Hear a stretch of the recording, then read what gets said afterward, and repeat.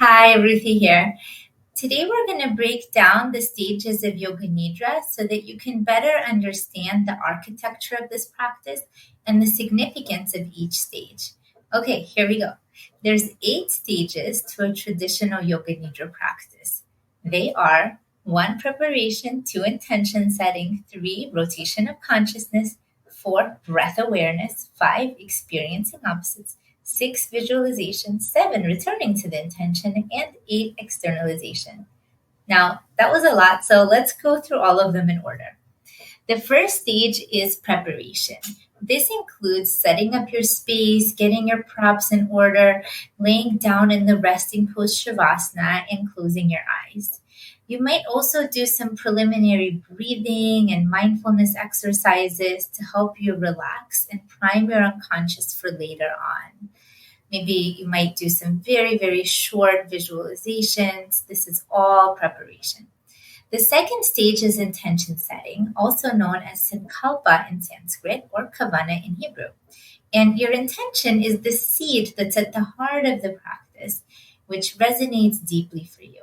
In this stage, you plant the seed and you let it go, knowing that you will return to it later on. And for a more detailed explanation of this stage, you can listen to episode 2 on this podcast titled Yoga Nidra Intention Setting, your Sankalpa / Kavana.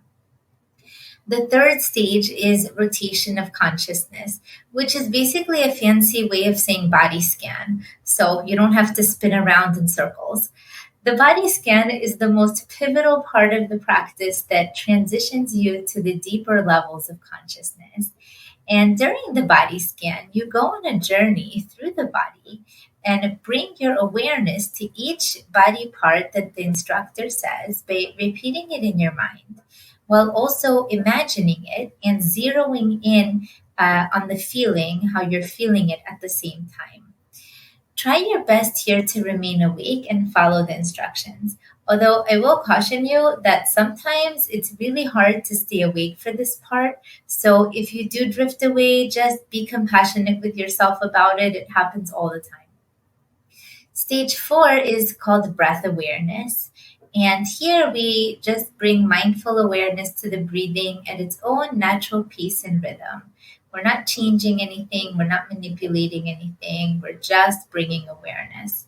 Remember that the breath is the gateway to feelings and deeper states of consciousness. And it's interesting that the Hebrew word for breath, neshima, is the same as the word for soul, which is neshama.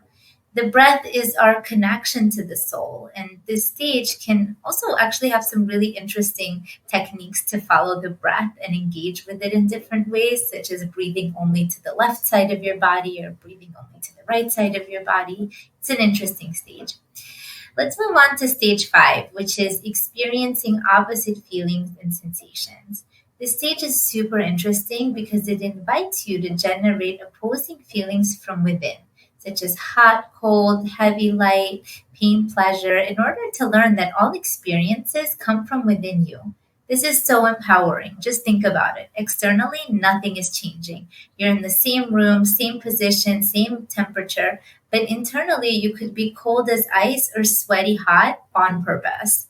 This training to generate feelings from within can help you learn to consciously respond instead of automatically reacting to external triggers.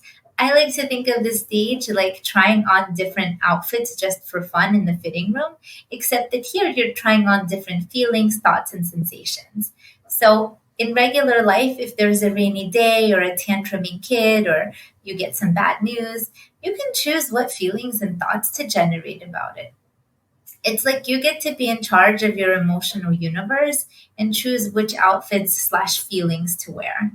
This stage is also really important because it teaches us to tolerate and integrate opposite feelings.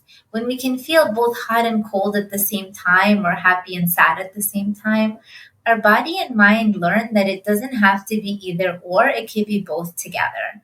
And learning to hold opposite feelings at the same time can help us to reorganize some of the all or nothing or black and white thinking that we might be struggling with, and helps us to perceive the world with increased nuance and honesty. So we can start to rearticulate thoughts like it's a bad day or it's a great day to it's a day with some positive and some difficult things in it. Okay, I think you get the point. So let's move on to stage 6, which is visualization.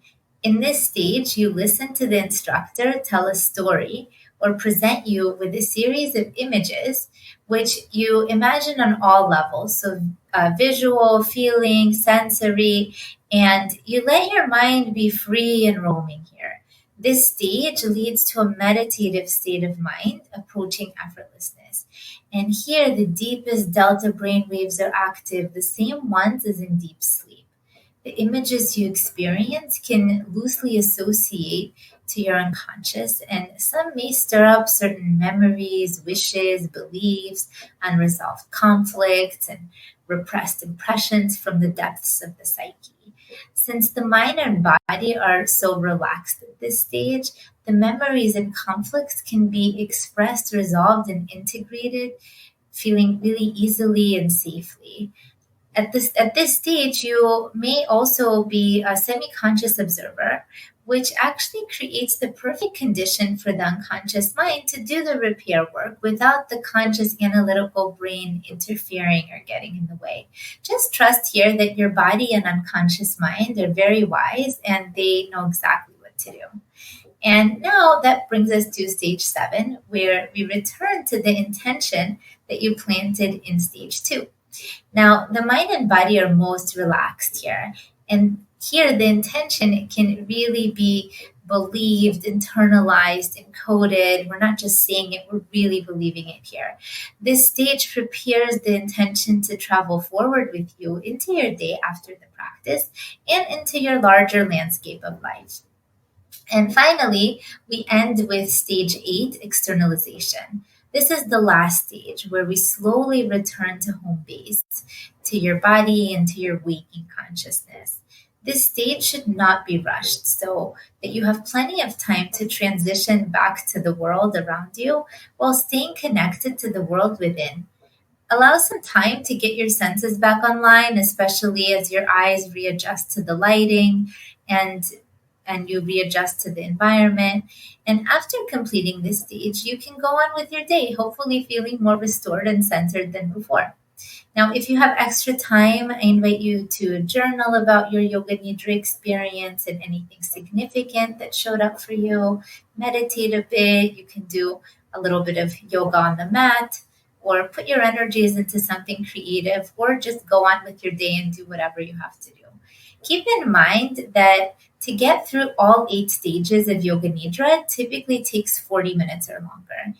Many Yoga Nidra recordings are a lot shorter than that to accommodate beginners or people with time constraints. 40 minutes or more is a lot of time.